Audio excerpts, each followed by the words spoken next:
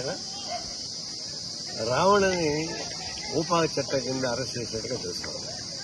Arrest కావాలి పెట్టేశారు. అతను చేసిన పని ఏంటి? గతంలో పవన్ కళ్యాణ్ ప్రతిపక్షం ఉన్నప్పుడు ఏమి మాట్లాడాడు అదే డైలాగ్ చెప్పాడు. ఇంకొక పుల్లు బాల తర్వాత ఆయన చెప్పు చూపించాడు, కావాలి చెప్పు చూపించలేదు. అయితే ఈయన దీనిపైన రకరకాల పోలీస్ స్టేషన్లో కేసులు పెట్టారు. అరెస్ట్ చేశారు, జైల్లో పెట్టారు. మళ్ళీ బెయిల్ వస్తే మళ్ళీ అరెస్ట్ చేస్తారు.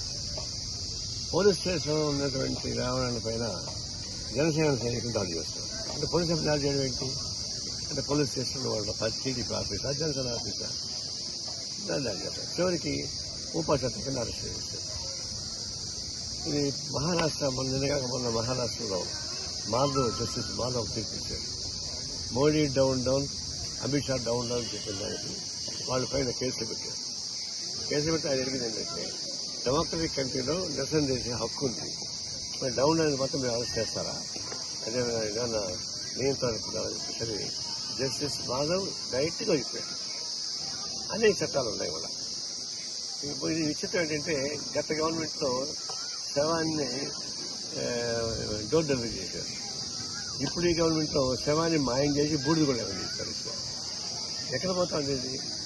ఏ ప్రభుత్వాలు వచ్చినా కూడా పోలీసులు ఉపయోగించి వాళ్ళ ప్రత్యర్థులు ఏం కాల్ చేసే పని చంపేయడం, డోర్ డెలివరీ చేయడం, మొత్తానికి గుర్తేసి వెళ్లకుండా బూడిద చేసి పారేయడం, చివరికి బూడిద కావాలి కూడా నీలా పడిపోవడం. ఇవన్నీ చూస్తుంటే రాజకీయ వ్యవస్థ ఒక అరాచకం వస్తాం. అరాచకం ప్రతిపక్షాలు చూస్తున్నారు, అధికార పక్షం నుంచి వస్తాం. అధికార పక్షం చూసేటువంటి అరాచకాన్ని ఎదుర్కోవడానికి ప్రజాస్వామ్యం పరోపక్ష అవసరం వస్తుంది. తీవ్రంగా ఖండిస్తుంది. ఇది మంచిది కాదు.